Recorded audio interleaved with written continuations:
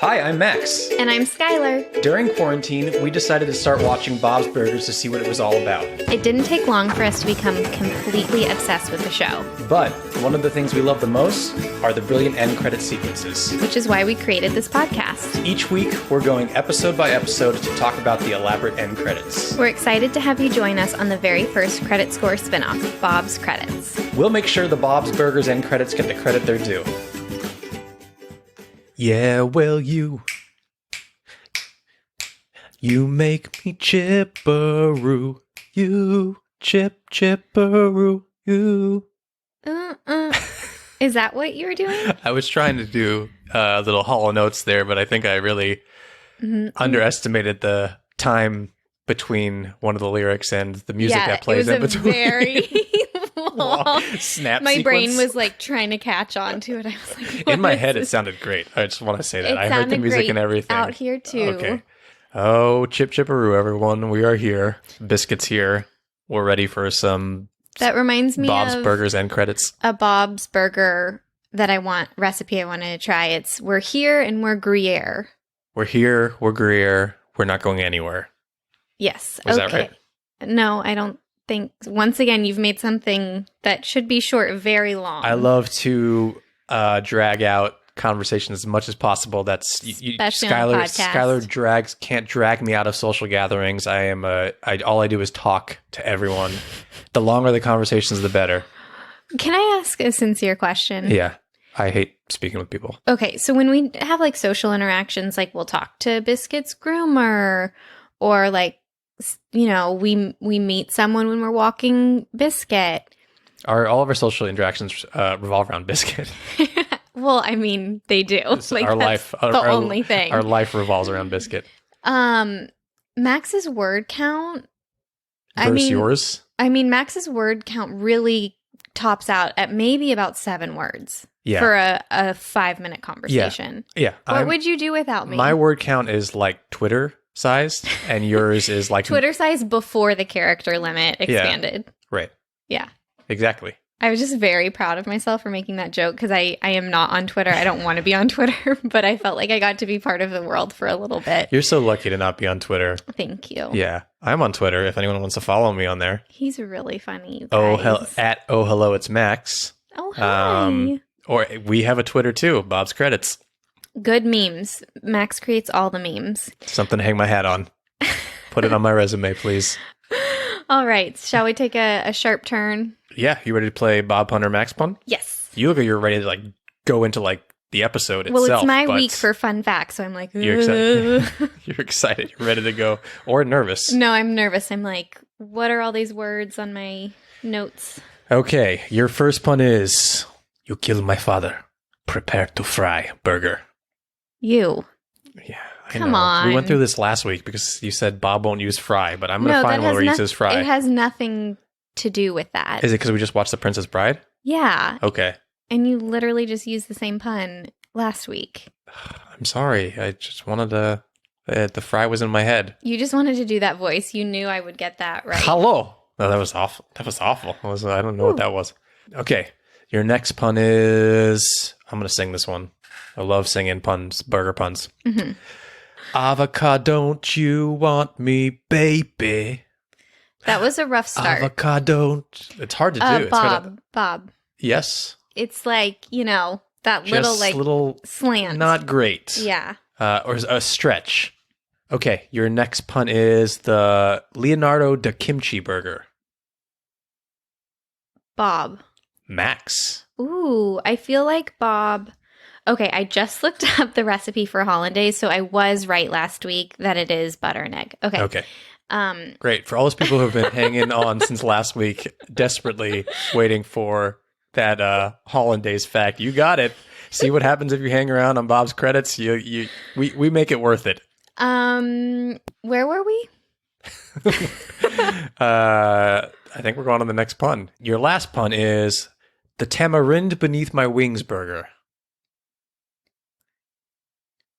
Bob. Max. Very good. Thank you. I knew that would throw you off because why would Max use tamarind? I don't even know what that is. are we ready to get into this Those were episode? good. Those were very good. Thank you very much. I can't take all the credit. Bob had one of them.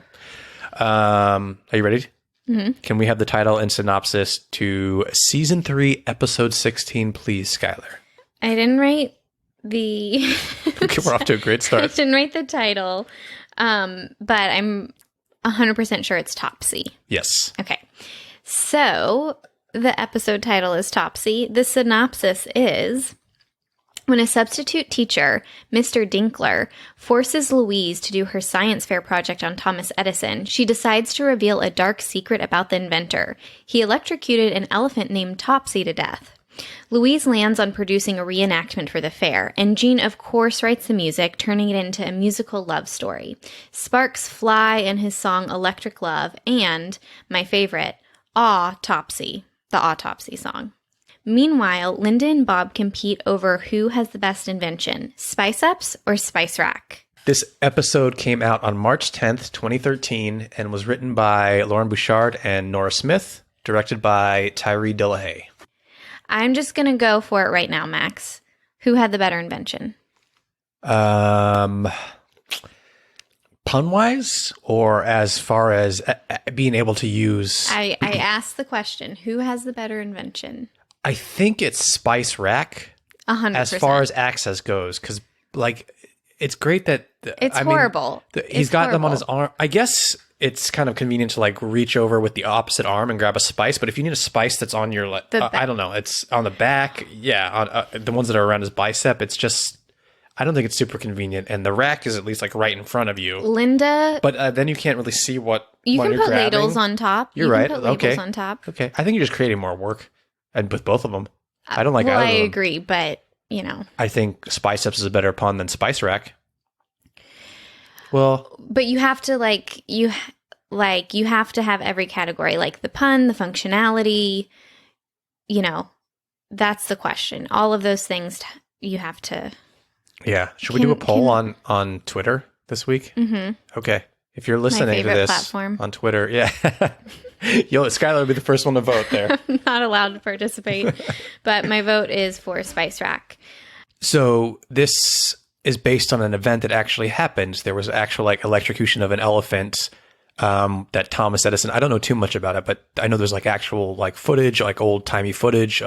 Thomas Edison and Nicholas Tesla were both involved in it. I figured it was real because I feel like you don't like make this up. And I feel like history is so full. Like we just like gloss over the bad stuff. Exactly. Or like don't even talk about the bad stuff. So yeah. I figured it was real. That was the sense I got when I watched the episode. What about you? Yeah. So Louise is actually doing good work here. We should be talking about these things. We should not be just only pointing out the good things about history. We need to...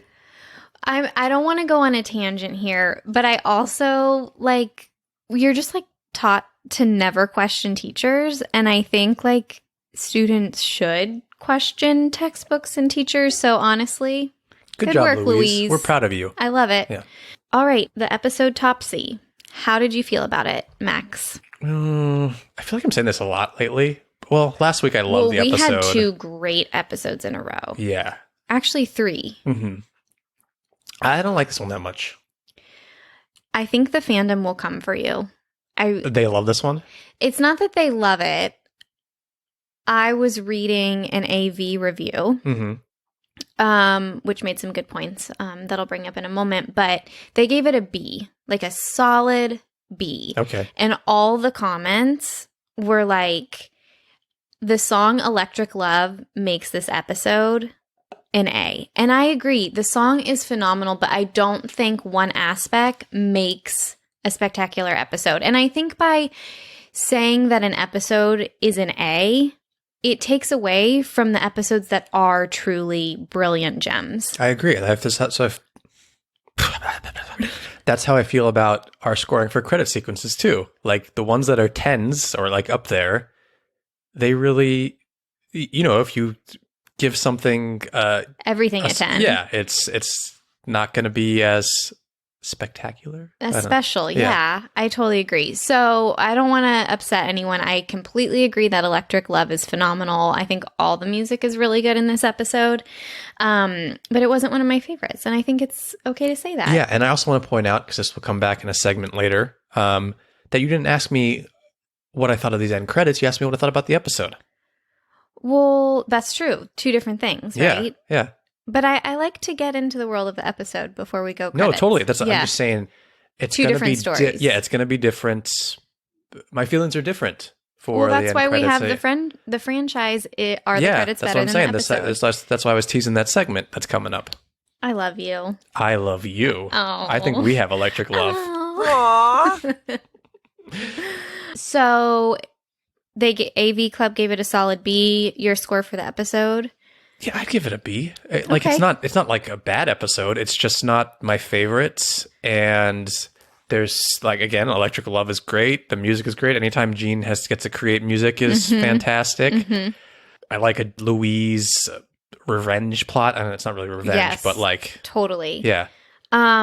One of the things that was mentioned in this review, which I think is really smart, is that first of all, they're trying for a little bit of a different structure here. So normally we obviously have like an A story and the B story. Sometimes we love the B story more than the A story, but the A story here is really the episode, and Spice Seps is the B story, but it's really like a runner, if even that. It's like very small. So the ratio of the episode, they spend a lot of time with the A story, which feels a little off to me. Yeah, maybe that's what it is. And another point that they mentioned in this review is that school is not a place for schoolwork in this world. Like it's hijinks and fun stuff like that. So this is the first time we really see them doing a school project or something. So I thought that was interesting too. Mm-hmm. You look bored, not interested. I'm not bored. I was just thinking about all the stuff we were talking about last week's episode too, and we mentioned that Andy and Ollie were great in last week's episode, and they were great in this one too. What I'm saying is that they're getting really good at like peppering in these. That's a spice rack joke. These side characters really well to make like funny jokes. Now that we know their personalities and the characters are kind of like fleshed Gail out. Is in this episode. Yeah, and Gale Fish Odor team up seems great. Like, and it is. Yeah. Do you want a few little fun facts? I was hoping you would ask that. I would love some fun facts about this episode, Skylar. How did you know? That's what I was waiting for. Because that's the structure of this podcast. There you go. Okay, so this is Lauren Bouchard's first writing credit since he wrote Burger Wars. Yeah. Okay. I remember us mentioning that when we did that episode. I wonder why this one. Was this his episode idea? Why? Yeah. That's a good question. Yeah, I feel like if you're the showrunner, is he the showrunner or just the creator? I think he was the showrunner at this point. I don't know how long he stays the showrunner for the series, or if he's I feel like to take on an episode, you would have to just like really love it and want to do it. Right. All right. So at the science fair, we have a bunch of science fair projects. Would you like to hear what some of them were titled? Oh, absolutely. Besides Andy and Ollie's, what is it? How many are on top? And they're like just pulling out Andy or Ollie's hair. I forgot who's getting their hair pulled out. How many are on top? That's what they said it was, because they were counting how many hairs. They're pulling out hairs one by one and counting them. But what does that mean, how many on top? How many hairs are on top of your head? Something like that. Yeah. Oh, okay. I was hoping for maybe like a hair pun from you. Oh, in the hair tonight. I can feel Andy pulling on my hair tonight. Hold on. Okay, let's get into some of these. So we have Pluto. You almost had it all. Oh, I'm really laughing. Erosion. Dust in the wind. Oh, love it. Human urine, #1 fertilizer. What is the boiling point of beef stew? That sounds like a project you would do. Oh, no. I just love a good stew. Global warming. Is it hot in here or is it just Earth? Love it.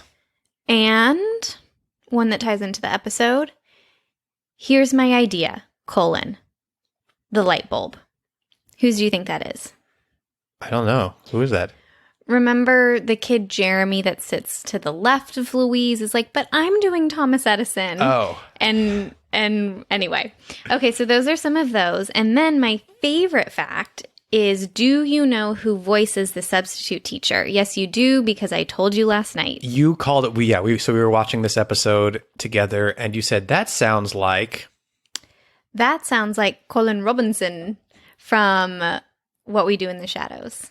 Nobody's going to get the accent I just did. Well, if they watch What We Do in the Shadows, which everyone, you should be watching that show. It is the funniest show on TV. Honestly, if we did another Bob's podcast, Burgers. it would be about What We Do in the Shadows. Yeah, I agree. But that was you as Nadia, the vampire from What We Do in the Shadows. Colin Robinson is the energy vampire.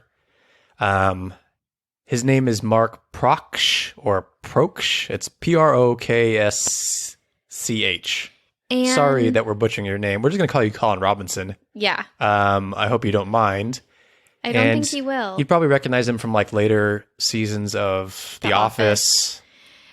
He's my pops hero. up in a lot of things, yeah. He is my hero. For those who don't know his career path, would you quickly tell us? Because I think it's an important life lesson. Well, I think he went viral, first of all, from pretending to be like a yo-yo expert and getting like different like news networks and night shows and like daytime shows to like have him on as this yo-yo expert, and then he'd always like mess up and like not be that good. Like he literally is not good at yo-yoing. Yeah, it's so funny. If you can find those clips on YouTube, they're so funny. I'll actually add some to our notes and stuff because they're so funny to watch. And so many of these like networks like had him on without like doing their due diligence to find out like if there's is he really a yo-yo expert? Is he really like can we see some videos of you doing your yo-yo work? So let's rewind for just a second.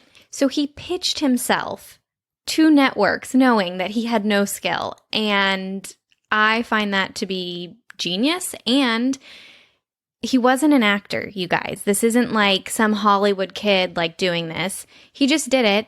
Then he lands on The Office, which gets him noticed by Allison Jones Casting, which then gets him cast in What We Do in the Shadows. What We Do in the Shadows. Well, he was also on Better Call Saul the first season or two. Yeah. Yeah. So I think the lesson is don't take anything too seriously in life, because what a beautiful journey. Yeah. I love that. And he's so funny. And in what I'm sorry for going on about this show, but we love it so much. In What We Do in the Shadows, he's kind of like the straight man around these crazy like vampire characters. And if you like, the more you watch it, the funnier he is. Like the more you rewatch that show, the funnier everything he does is. He's just great. So he voices Mr. Dinkler, the substitute teacher.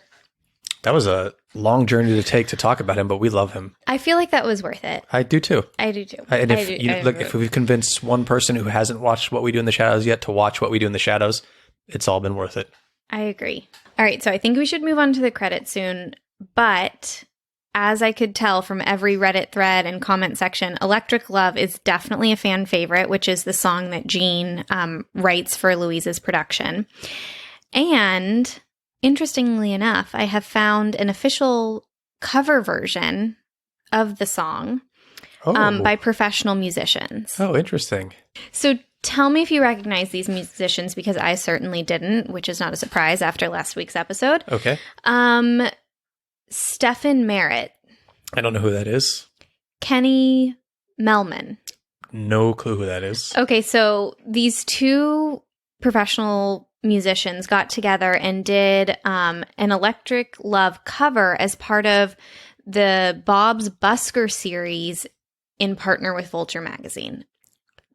I don't even, you're just like throwing words at me. I don't even know what's going on. That's how I felt when I read this. But they did an official Bob's Burgers kind of spin-off series for Vulture Magazine. Would you like to hear the official cover? Sure. Oh, so it's like actual art. They'll say, Thomas Edison, he's the man to get us into this century. And that man is me. They'll say, oh, Topsy at my, Topsy. I love the voice. Will be more shocked than me. I'm going to skip to the Electric Love part. Electric love. Electric love.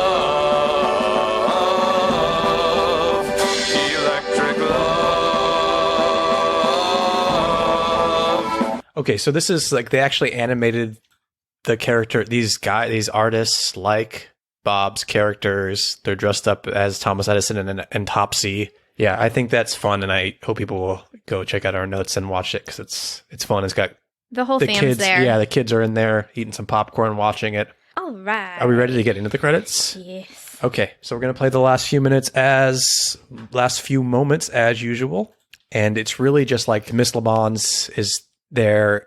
I just feel like she's still not quite full on Louise. She's getting there, but she's announcing who won the science fair, and I think she's saying like that one of the spice things won, but It's not clear which one, and Linda and Bob are fighting over it before it goes into the end credits. And the blue ribbon goes to Spice. I can't read this. Spice Rack! Biceps! Spice Biceps! Rack! Spice Rack! Biceps! Ow, ow. Bicep! Electric Okay, so we're now in the end credits. And has your world been shaken up? My world has been shaken up. First of all, that Mrs. LeBon's, like I said, she's not quite there. Also, her dress is the wrong color. Oh, there you go. Mm-hmm. But as soon as the show ends there, we cut to the end credits, and we are not in the kitchen at all. We have completely abandoned the generic credit sequence. And we're in black and white. What do Yeah. we see? We see Thomas Edison and Topsy the elephant in black and white singing together. The actual Thomas Edison and Topsy. Right. So not like people playing those characters. Wow. And we start to hear the chorus to Electric Love with Mr. Fischoeder and Gail singing it. I love it. So, I love Gail's voice particularly. Megan Mullally and Kevin Kline. So, this isn't the first time we've gone outside of the kitchen. Our Goonies episode, they went outside Right. It of started the in the kitchen, though. But it started in the kitchen. Is this the first one that doesn't start in the kitchen? I was hoping you were going to look that info up. Oh, okay.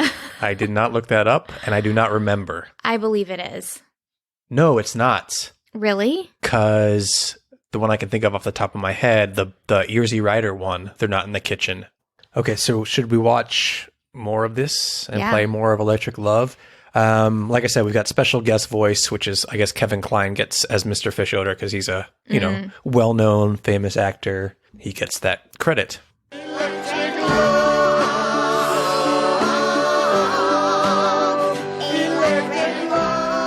So Thomas Edison and Topsy are still singing together, and then there's a big like electrocution noise, and a heart forms around them. A neon heart. So the scene is in black and white, but the heart is in neon pink. I should mention, as they're singing, the elephant is dancing, which is the go-to dance move for most Bob characters. They're just like bending and straightening their knees. Yeah.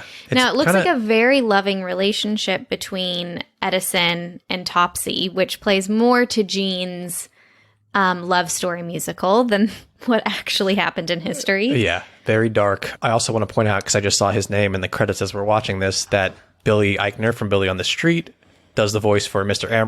Ambrose the librarian. I don't think this is his first. favorite. This is not his first appearance, right? Oh, no. Yeah, he's great. Every time he pops up in this, One of my favorite characters of Bob's. Yeah, he's very rude. He says He a lot. likes to stir shit up. Yeah, he likes to whisper stuff to people to like really get them. Eventually, he'll be. He does this knowledge thing again when he helps Tina learn about witches and magic. And Yeah, I think that's spellcasting. maybe next Halloween. Next season we'll get into Halloween, but I'm not sure. So now we've seen the electric heart, and we've kind of started to pan up, and we're in the sky. We're It's seeing like the clouds. an Instagram scroll where like a new image is coming in.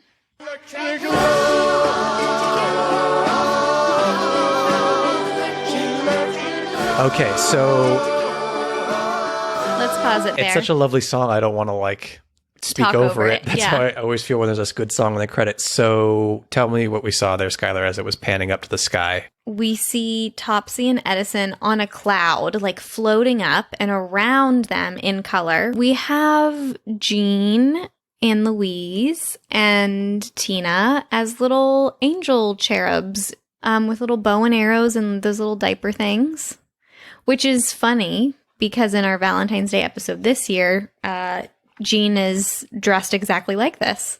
As Cupid, yeah. Yeah. And he's wearing Bob's shirt as his diaper. Yep. Are they diapers that cherubs wear? Is that what that is? Or is it just underwear just to cover them? I'm sorry. That's gross that I said diaper. But they are, like, they're little babies, right? I never thought about that. Our church, okay. Wait, this is a tangent we have to go on because I need an answer to this because I don't know enough. I think they're just covering cloths. Are they like adults that look like children, or are they actual children? Because if they're actually like babies, then maybe they need the diapers and like they're like pooping all the time when they're flying around. I feel like if they're capable of ushering in true love, they're capable of wiping themselves. But doesn't Jean call it a diaper in the episode? Yeah, I think they're diapers. So it's Jean's fault that I said that. Okay.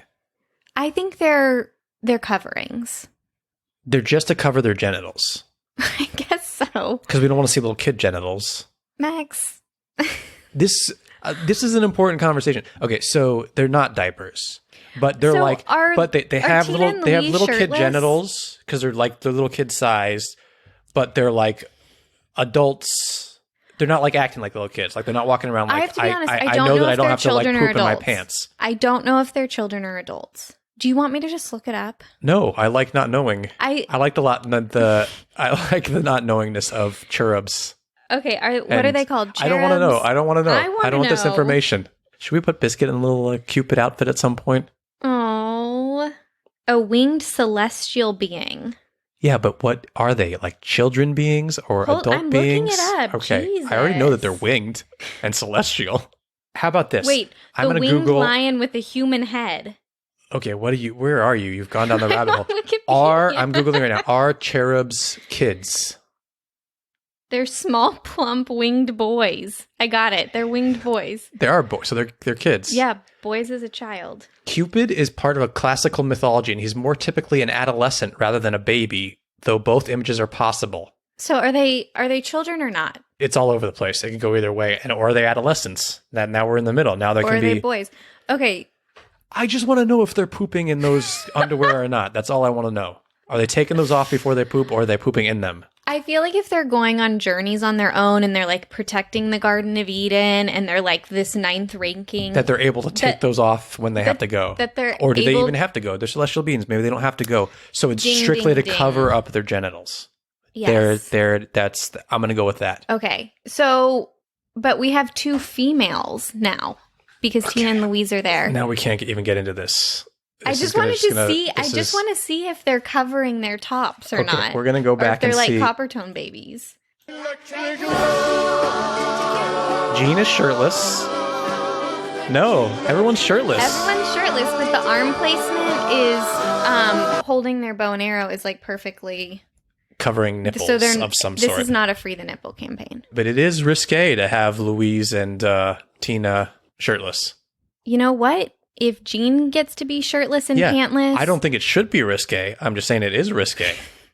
You are a truth teller. Yeah, I'm proud of Bob's Burgers for just being like, fuck it. They should be shirtless too. They're supposed to be angels. What's the big deal? Men can be shirtless all the time. Now, did they have this conversation when they were creating? I like to think that they did, especially the part about are they pooping in the diapers or not. I can't.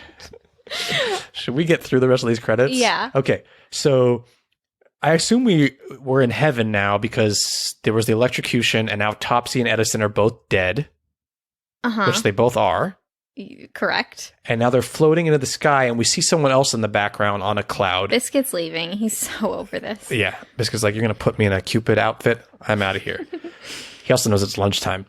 As do I. Very much so. So who's standing on the cloud in the background, Skylar, as these credits finish up? Tesla. Nicholas Tesla. I said that as we were watching it, and you're like, what?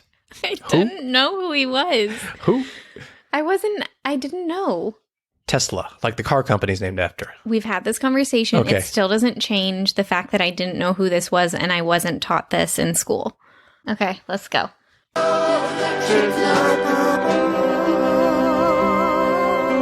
So, have they reconciled in heaven? I guess so. Because why didn't Edison go to hell for that? Good question. Mm-hmm. Maybe this is his rewritten version of history. It's time to talk about these end credits, our highlights and lowlights, but should I read the lyrics to Electric Love? Oh my gosh, of course. Okay. So we've got just the chorus in these credits, but overall there's like a whole sequence. So it starts as Mr. Fischoeder, and he's singing, they say Thomas Edison, he's the man to get us into this century, and that man is me. Gail says, they say autopsy at my autopsy, and no one could be more shocked than me. I love the wordplay in all of these. Let me interrupt you. I thought the Autopsy was a completely different song. So that scene where they're singing Autopsy is the beginning of Electric Love. Okay, yeah. I messed that up in the beginning, but you guys can forgive me. Then Mr. Fisher says, but I never noticed the curve of her trunk. And Gail says, and I never noticed his electric junk. Oh my God. And they sing together. This is the chorus. We might just have found electric love times 3. They don't say times 3. You sing electric love 3 times.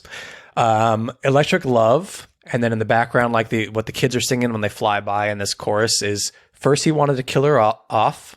Now they found an electric love. Electric love. First he wanted to kill her off. Now they found an electric love. Fits like a glove. So everything I just said is incorrect. This is not someone's perspective. This is Jean's rewriting of Louise's history project. Exactly. Science project. Exactly. So highlights, lowlights for these credits? I don't love when they move out of the restaurant, but when those cherubs just appear, it got me giggling.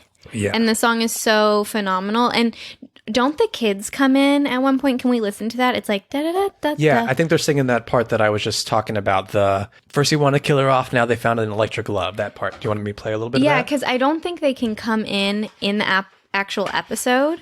Electric Oh, they're singing.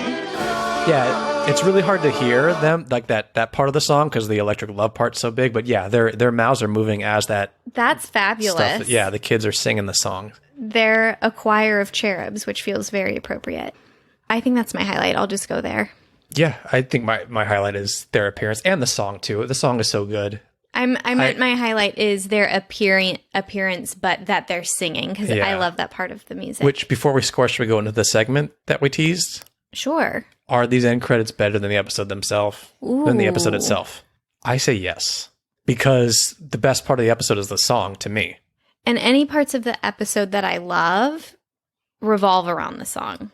I'm going to go, yes. Like I said, I didn't dig the episode that much, but I really enjoy this end credit sequence. I love for being out of the kitchen. Yeah. Yeah, exactly. And I love the contrast of the black and white with the color. Do you have any lowlights? My lowlights are just that, like, I like when it's, I've said this before, like, I like that when they mess with the general sequence and don't kind of like veer out of the kitchen. I prefer that. So there's one season when they do almost all outside of the kitchen. I'm not Yeah. sure. We'll get there. And I really didn't like it. Yeah, we miss the kitchen a lot. So I think to go outside of the kitchen, you need a reason to go big and bolder. And this is a great reason. It's like a production and it's a musical. So I think it really works. So should we score them? We score on a scale of 1 to 10 H's at the end of Tina's You're going to go first. I am going to give these a solid 7.5 H's. I'll go 8 because the last time I gave a 5.5 was Nude Beach, and these are so much more elevated. Yeah, you're right. So I'm going to give it an 8. All right. Okay. Should we go get some lunch? We should get some lunch. Thank you, everyone, for listening. Please support us on patreon.com.